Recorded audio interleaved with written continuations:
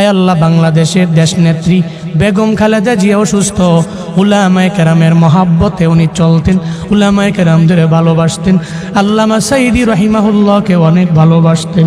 আয় আল্লাহ আলেমদের মহাব্বত করতেন। আপনার বান্দি মুমূর্ষু অবস্থায় আছে, আয় আল্লাহ মনে হয় মরে যাবে এমন একটা হালাত। আয় আল্লাহ এই ক্লান্তি লগ্নে ওনার বাঁচার বড় দরকার, আপনি হায়াতে তৈয়বা দান করে দেন আল্লাহ। আয় আল্লাহ জীবনে উনি যে ভালো কাজগুলো করেছেন, আয় আল্লাহ এই ভালো কাজের উসিলায় আপনি সিহতে আফিয়ত দান করেন। আয় আল্লাহ সিহতে আফিয়ত আজলা কামেলা নসিব করে দেন আল্লাহ। আয় আল্লাহ সারা দেশের মানুষেরা উনার জন্য দোয়া করে। কেন দোয়া করে? আয় আল্লাহ ভালো মানুষের জন্য দোয়া করে। আয় আল্লাহ যারা উলামায়ে কেরামকে মহাব্বত করেছে, আয় আল্লাহ আলেমদেরকে প্রায়োরিটি দিয়েছেন, আয় আল্লাহ উনি বলেছে উলামায়ে কেরামরা জঙ্গি না, জীবনও জঙ্গি হতে পারে না। বাংলাদেশের উলামায়ে কেরাম নিয়ে যে কথা বলতে পারে সে উলামায়ে কেরামের অবশ্যই শুভাকাঙ্ক্ষী।